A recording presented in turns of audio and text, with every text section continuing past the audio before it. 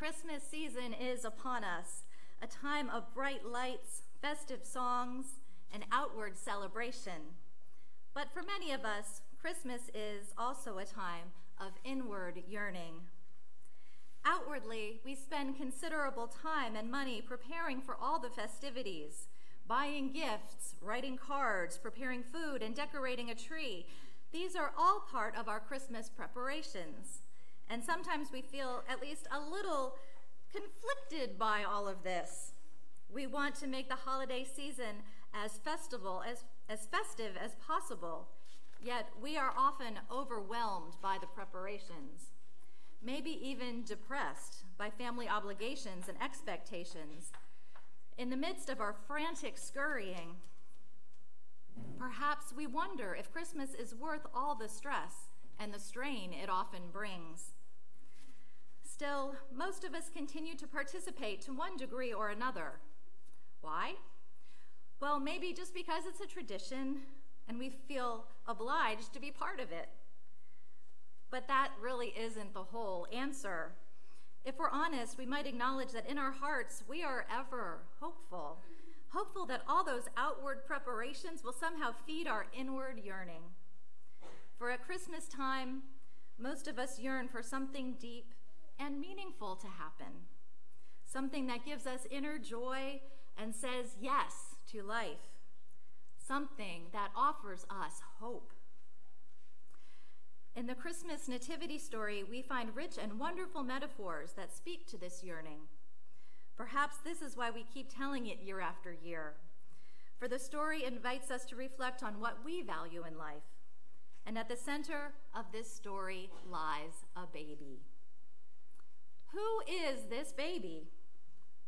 For Christians, the baby is Jesus, the Christ child.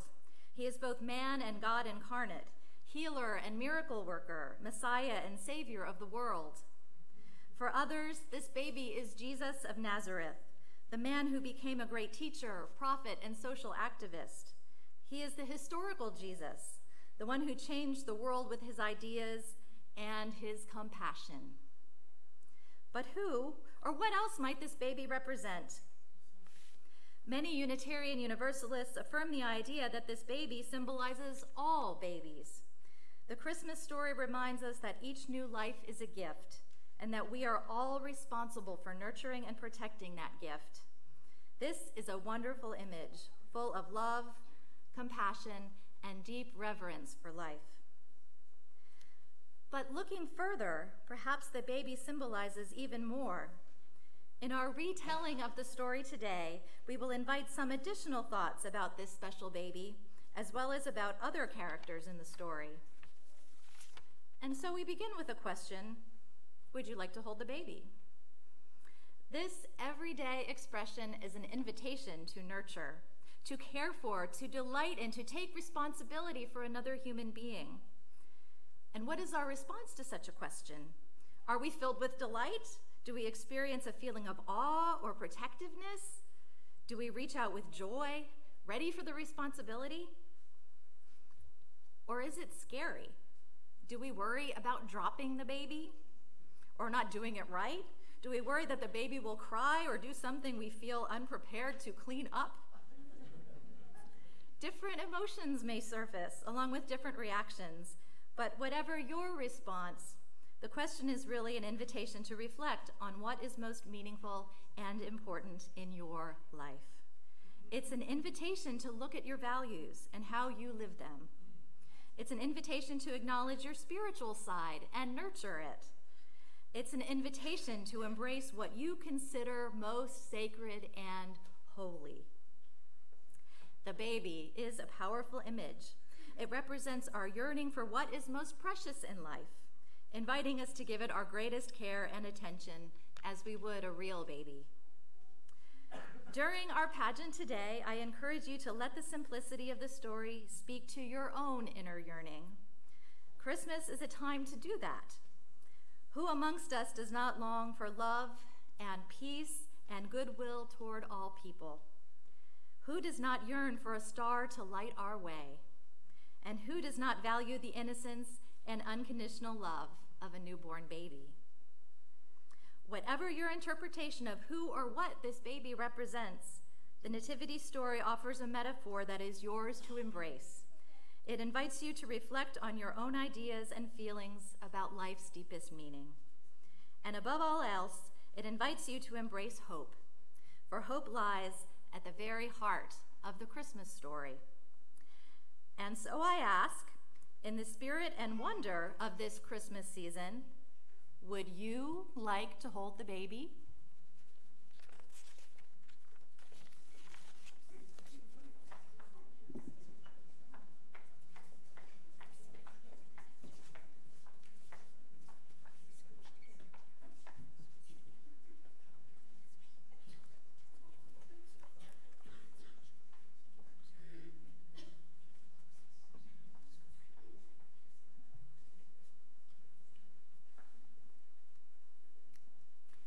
Long ago, in a faraway land, a man named Joseph was traveling to Bethlehem with his wife Mary. In those days, all the people of the land were ordered back to their place of birth so they could pay their taxes. And so it was that Joseph was walking to Bethlehem, his family's birthplace, while Mary rode beside him on their little donkey. Mary was pregnant and must have been very uncomfortable riding so long on a donkey's back. She knew she could give birth at any time, maybe even before they arrived in Bethlehem, but she hadn't wanted to stay behind alone. She wanted to be with her husband when their first baby was born, so they made their long journey together. After several days, they reached their destination, and Joseph immediately began looking for a place to stay. Seeing an inn nearby, he stopped and left Mary outside while he went to see about lodging for the night. "Do you have a place my wife and I could stay?" asked Joseph. "We've been traveling several days. My wife is expecting a baby. She's very tired." Peering over Joseph's shoulder, the innkeeper could see that Mary was probably very close to giving birth. He suggested they stay in his private stable, away from all the noise and confusion of the other travelers, who were already crowding the inn. Joseph happily accepted the kind man's offer and went to get Mary. Meanwhile, the innkeeper, his wife, and his young daughter went ahead of Mary and Joseph to try to make their little stable as presentable as possible. They began by moving all their animals onto the yard so there would be more room for their guests. They swept the floor and tidied up the manger area, leaving some fresh hay for the baby's bed. When all was ready, Mary and Joseph entered the clean little stable and made themselves as comfortable as they could. Mary was especially pleased to have this private space, for she sensed that her baby would be born that very night. Wishing them a comfortable stay, the innkeeper slipped out of the door, leaving his wife to help Mary with the birth. As Mary settled herself in for the night, the little stable girl asked if she could stay too, but her mother said, "This is not the place or time for a child. Now run along with your father." So the little girl left the stable and reluctantly followed her father home. As the evening wore on, it was clear this would indeed be the night of the baby's birth. And sure enough, within a few hours, Mary, with the help of the innkeeper's wife, gave birth to a lovely baby boy.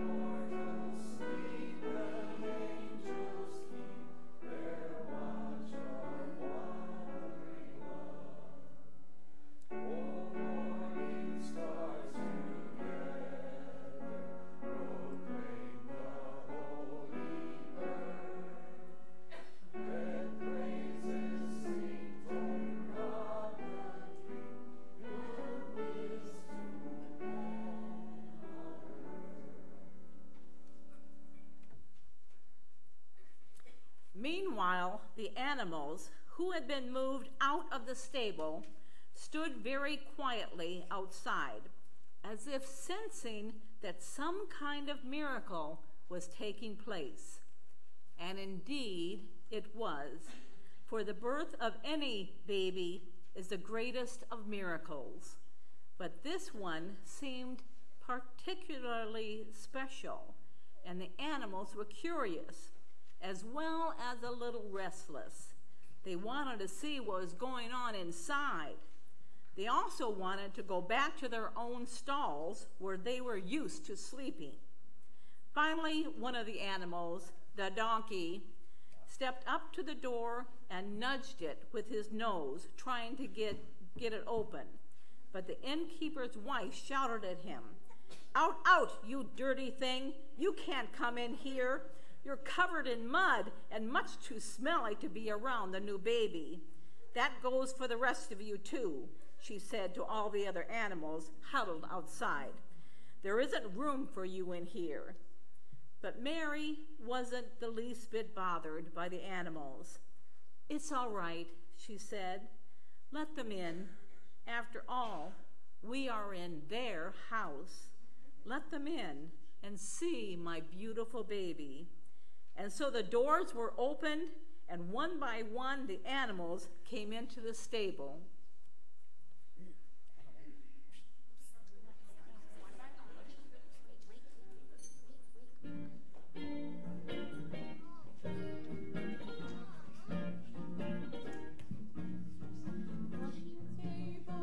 Bethlehem town, all the animals huddled outside on the ground. They were watching and waiting, never making a sound, till a donkey stepped up to the stable. And he said, "Listen closely and you be the judge. With my heaviest load back and forth I have trudged. Now I'm all tired out, you can bet I won't budge, till you let me come into the stable. Oh, come in, come in. Bring your friends, bring your neighbors, bring your whole family. Oh, come in, come in. There is room in the stable for everyone."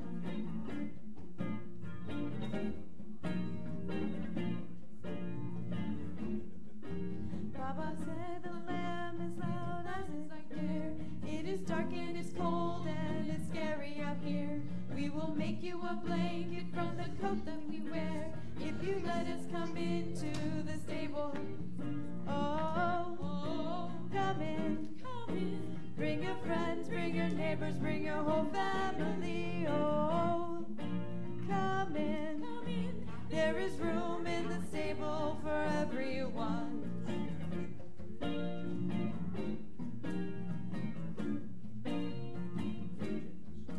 Then the cowboy said, "I got out yesterday, so the baby could lie in my manger of hay. I don't mind that so much, but now I've nowhere to stay, so I want to come back to the stable.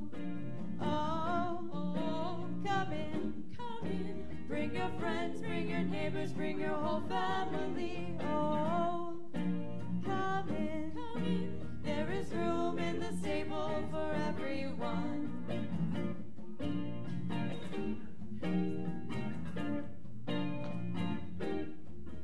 Said the cat had been hunting by night and by day, making sure all the mice do not get in the way. But in case you don't know, it's my house anyway, so I plan to return to the stable. Oh, come in, come in. Bring your friends, bring your neighbors, bring your whole family. Oh, come in, come in. There is room in the stable for everyone.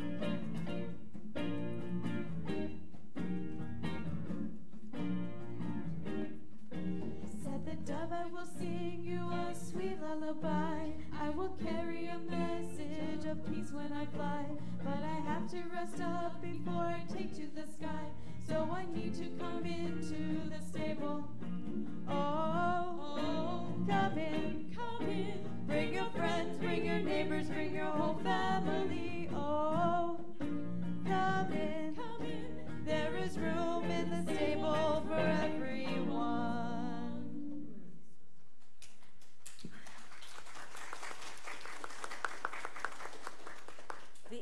cows were no sooner settled in the stable when there appeared at the door a scruffy-looking group of very excited shepherds.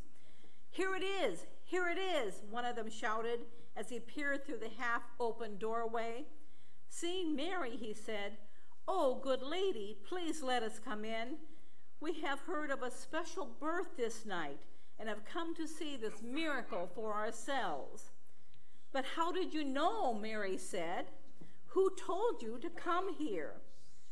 Before the shepherds could answer, the innkeeper, who had seen the group approaching, rushed back to the stable and stepped in front of the group, barring their way.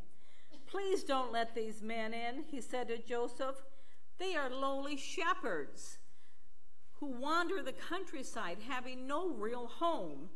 They are very poor and care for no one but themselves. Why, they might even rob you. They're not fit to come in." But Joseph said to the innkeeper, "Good man, I am a lowly carpenter and also poor like them. They are no better, no worse than I, and they certainly don't look dangerous to me. Please step aside and let them be welcome." You could see the man was frightened, but he did as he was told and let the shepherds enter. One of the shepherds, who seemed eager to talk, said to Mary, "I can tell you how we came here. We were in the fields tending our sheep, and when suddenly we saw a great light in the sky, and an angel appeared out of nowhere. We were terribly frightened, but the angel calmed us and said, 'Do not be afraid, for I bring good news for all. Today in the city of Bethlehem, a child is born who will bring great joy and peace to the world. And this shall be your sign. You will find the babe wrapped in swaddling clothes and lying in a manger.' So we decided to come to Bethlehem right away to see this great event for ourselves." Everyone was astonished at what the shepherds told them, oohing and awing at this very strange sight. But Mary sat quietly, pondering all these things in her heart.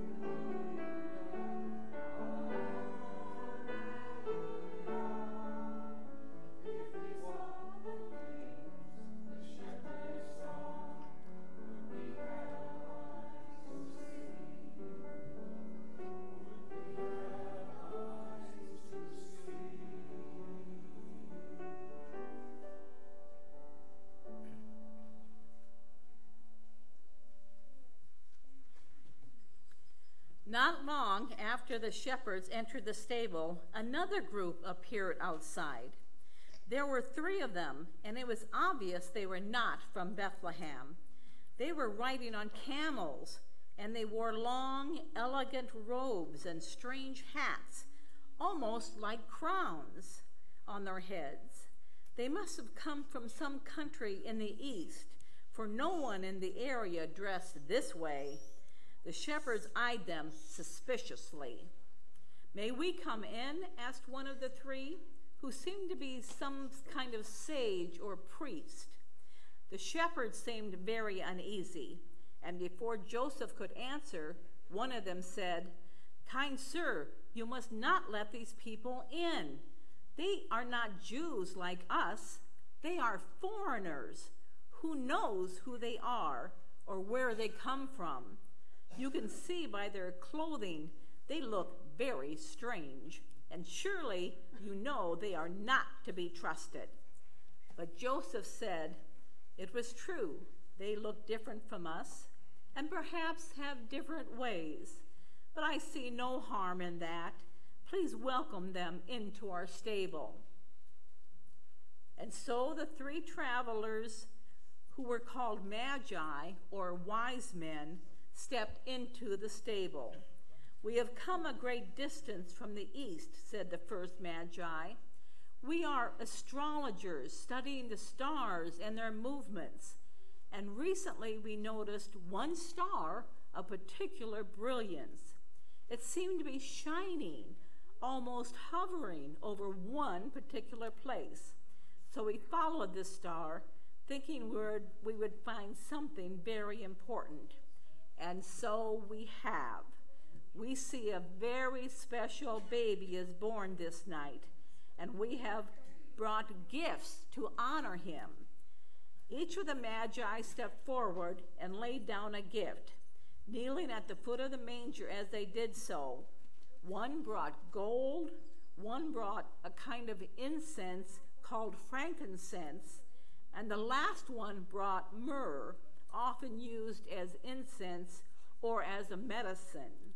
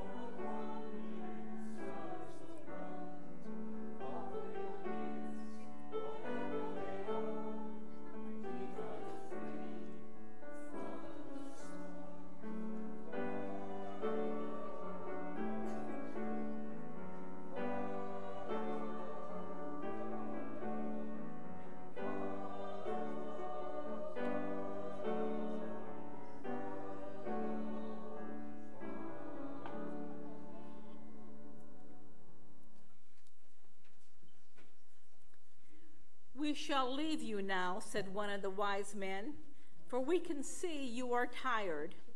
We have found what we are seeking, and we thank you for accepting our gifts. We feel honored to have been here this night, for we know your son will grow up to become a great and wise leader." And with that, they turned and disappeared into the night. Sensing it was time for them to leave as well, the shepherds and the innkeeper's wife tiptoed out of the stable so as not to wake the sleeping babe. Even the animals drifted away to their own separate stalls, for they were tired and in need of a good sleep themselves.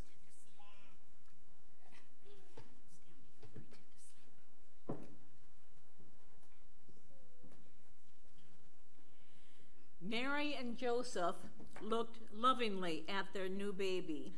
"What shall we name him?" Mary asked. "I was thinking we might call him Jesus. What do you think?" Joseph nodded and smiled, agreeing it would be a fine name. "But now we should get some sleep," Joseph said. "You stay here, and I'll go over to one of the other stalls where there is more room for me to make a bed." He left. He gently touched Mary's shoulder, smiling at her and his newborn child. Mary was tired, but unable to sleep. What is so special about this night, about this child, she wondered. We are poor people from humble families. What is it that makes my baby so special? And if he is so special, what is expected of me as his mother? Mary picked up her baby and gazed into his beautiful eyes as if looking for the answer there. As she pondered these questions, she heard a small creaking noise, the sound of the stable door quietly opening. Mary turned to see that the little stable girl had come back, eager for a glimpse of the new baby.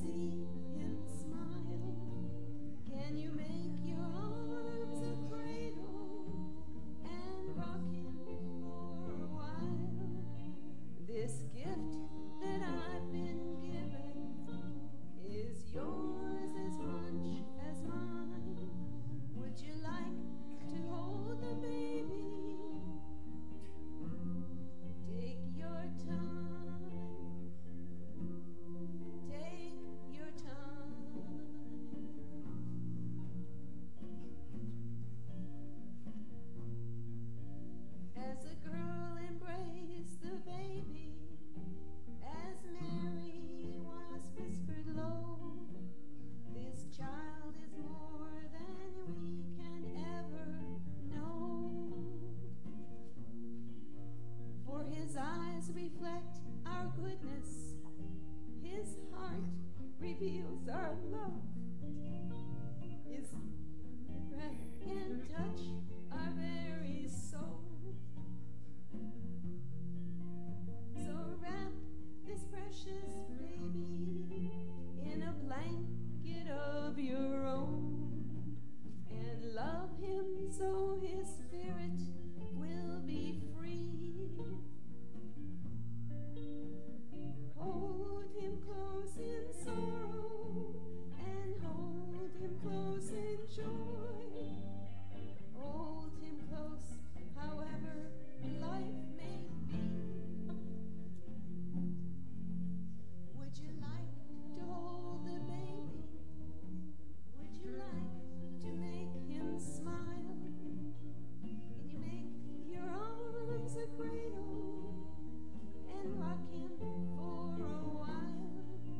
This gift that I've been given is yours as much as mine. Would you like to hold the baby?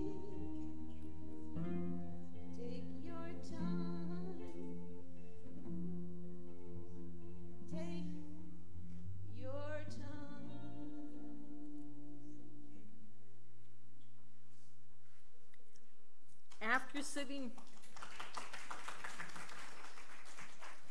After sitting quietly together for several moments, Mary reached out to take the baby back. The little girl smiled, her face radiant with all the joy and love she was feeling inside. She knew she would never forget this night, nor would Mary.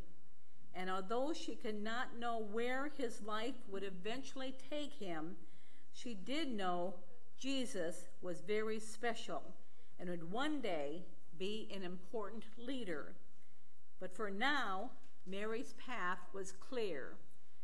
She would care for him and love him and share him, for in her heart she knew he was not hers alone to hold. Jesus did indeed grow up to become a very important to the world. He was a great teacher and an important spiritual leader. He was also a true friend to the poor and the powerless, believing that all people deserve to be treated with kindness and respect. So each year we celebrate the birth of Jesus at Christmas time, eager for the joy and the hope that belongs to this season. For long ago, in a faraway land, his message of love and peace and goodwill to all people spoke to those who had ears to hear and hearts to receive, just as it continues to speak to us today.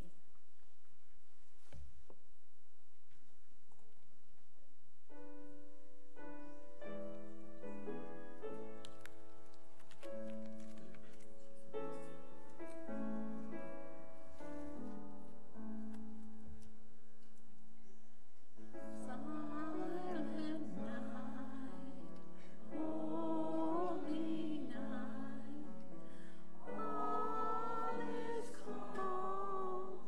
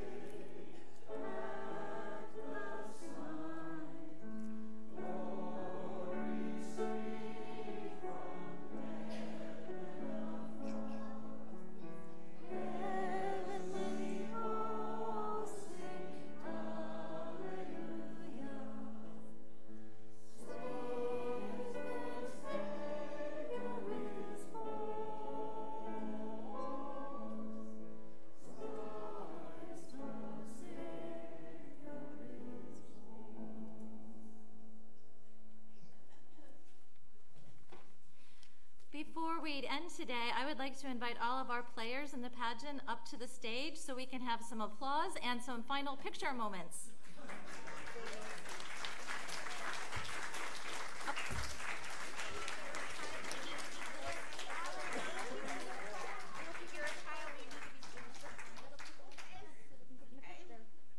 Tall people in the back.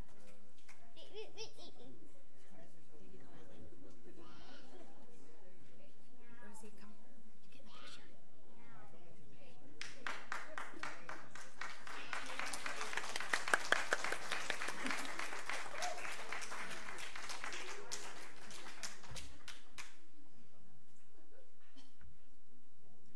The forming acid.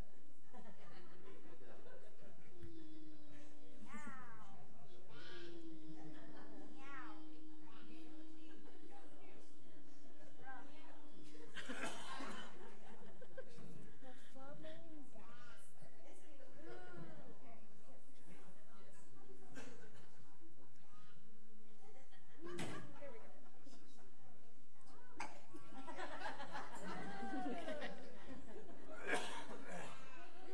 Thank you, everyone. I'm going to ask you to stay here. We're going to be finished in just a minute, okay?